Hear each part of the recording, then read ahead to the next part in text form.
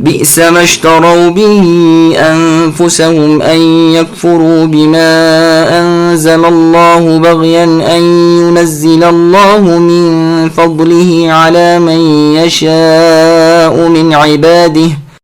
فباءوا بغضب على غضب وللكافرين عذاب مهين وإذا قيل لهم آمنوا بما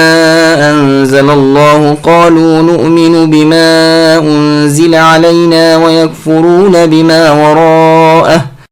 وهو الحق مصدقا لما معهم قل فلم تقتلون أنبياء الله من قبل إن كنتم مؤمنين وَلَقَدْ جَاءَكُمْ مُوسَى بِالْبَيِّنَاتِ ثُمَّ اتَّخَذْتُمُ الْعِجْلَ مِنْ بَعْدِهِ وَأَنْتُمْ ظَالِمُونَ۔ بہت بری ہے وہ چیز جس کے بدلے ان یہودیوں نے اپنے آپ کو بیچ ڈالا، وہ ان کا کفر کرنا ہے اللہ تعالیٰ کی طرف سے نازل شدہ چیز کے ساتھ، محض اس بات سے جل کر کہ اللہ نے اپنا فضل اپنے جس بندے پر چاہا نازل فرمایا۔ اس باعث یہ لوگ غضب پر غضب کے مستحق ہو گئے اور ان کافروں کے لیے رسوا کرنے والے عذاب ہیں۔ اور جب ان سے کہا جاتا ہے کہ اللہ کی اتاری ہوئی کتاب پر ایمان لاؤ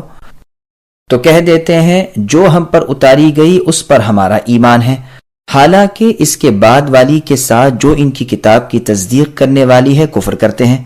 اچھا ان سے یہ تو دریافت کیجئے کہ اگر تمہارا ایمان پہلی کتابوں پر ہے تو پھر تم نے پہلے انبیاء کو کیوں قتل کیا؟ تمہارے پاس تو موسیٰ علیہ السلام یہ دلیلیں لے کر آئے لیکن تم نے پھر بھی بچھڑا پوجا، تم ہو ہی ظالم۔ سامعین، اب ان آیتوں کی تفسیر سماعت کیجیے۔ یہودیوں کے حسد اور تکبر کی سزا۔ مطلب یہ ہے کہ ان یہودیوں نے جو رسول اللہ صلی اللہ علیہ وسلم کی تصدیق کے بدلے تکذیب کی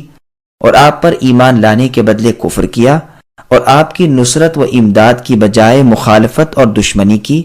اور اس سے اپنے آپ کو جس غضب الہی کا سزاوار بنایا، یہ بدترین چیز ہے جو بہترین چیز کے بدلے انہوں نے لی، اور اس کی وجہ سوائے حسد و بغض، تکبر و عناد کے اور کچھ نہیں۔ چونکہ رسول اللہ ان میں سے نہ تھے بلکہ آپ عرب میں سے تھے، اس لیے یہ یہودی منہ چڑھا کر بیٹھ گئے، حالانکہ اللہ تعالیٰ پر کوئی حاکم نہیں، وہ رسالت کے حقدار کو خوب جانتے ہیں، وہ اپنا فضل و کرم اپنے جس بندے کو چاہے عطا فرماتے ہیں۔ بس ایک تو تورات کے احکام کی پابندی نہ کرنے کی وجہ سے ان یہودیوں پر غضب تھا، اور اب دوسرا رسول صلی اللہ علیہ وسلم کے ساتھ کفر کرنے سے نازل ہوا۔ یوں سمجھ لیجئے کہ پہلا غضب عیسیٰ علیہ السلام کی پیغمبری نہ ماننے کا اور دوسرا غضب محمد صلی اللہ علیہ وسلم کی پیغمبری نہ ماننے کا۔ یا پہلا غضب وہ جو بچھڑے کے پوجنے کی بابت تھا، دوسرا غضب رسول صلی اللہ علیہ وسلم کی مخالفت پر۔ چونکہ یہ حسد و بغض کی وجہ سے رسول اللہ کی نبوت سے انکاری ہوئے تھے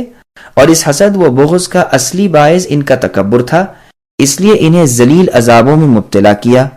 تاکہ گناہ کا بدلہ پورا ہو جائے، جیسے اللہ کا فرمان ہے ان الذین یستکبرون عن عبادتی سیدخلون جہنم داخرین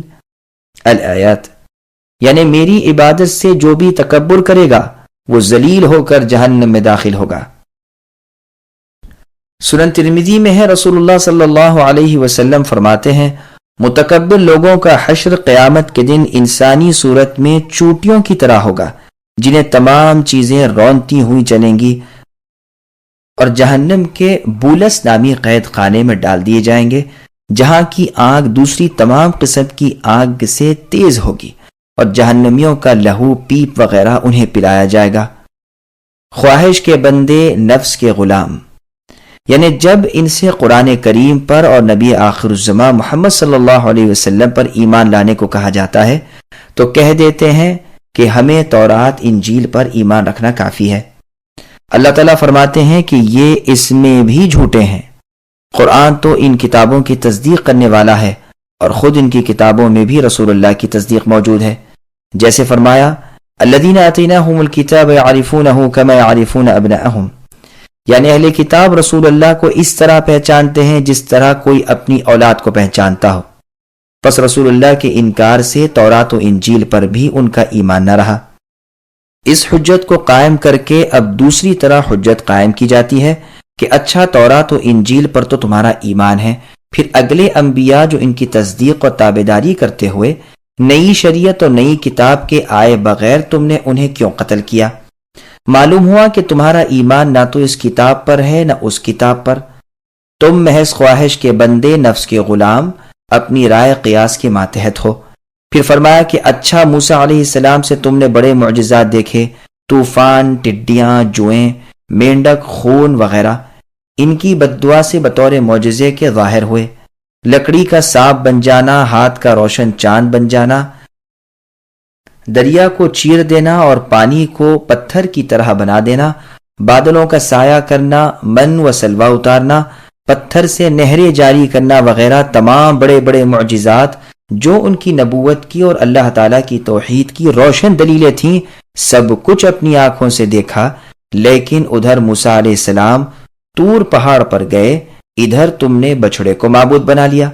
اب بتاؤ کہ خود تورات پر اور خود موسیٰ علیہ السلام پر بھی تمہارا ایمان کہاں رہا؟ کیا یہ بدکاریاں تمہیں ظالم کہلوانے والی نہیں؟ من بعدہ سے مراد موسیٰ علیہ السلام کے طور پہاڑ پر جانے کے بعد ہے، جیسے اور جگہ ہے وَاتَّخَذَ قَوْمُ مُوسَىٰ، یعنی موسیٰ علیہ السلام کے طور پر جانے کے بعد آپ کی قوم نے بچھڑے کو معبود بنا لیا اور اپنی جانوں پر اس گوسالہ پرستی سے صریح ظلم کیا، جس کا احساس بعد میں خود انہیں بھی ہوا، جیسے فرمایا وَلَمَّا سُقِطَ فِي أَيْدِيهِمْ إِلَى آخِرِهِ،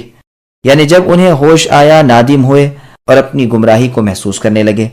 اس وقت کہا کہ اے اللہ، اگر آپ ہم پر رحم نہ کریں گے اور ہماری خطا نہ بخشیں گے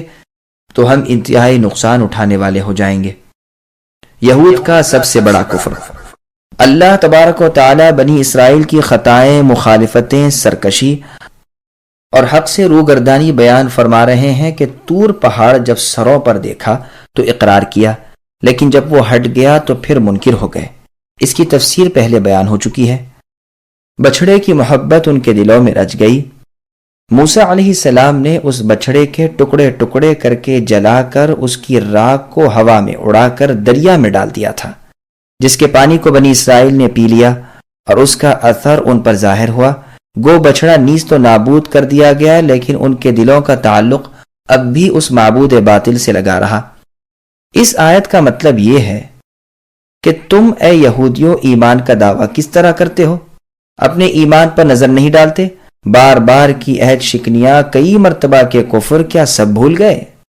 موسیٰ علیہ السلام کے ساتھ تم نے کفر کیا، ان کے بعد کے پیغمبروں کے ساتھ تم نے سرکشی کی، یہاں تک کہ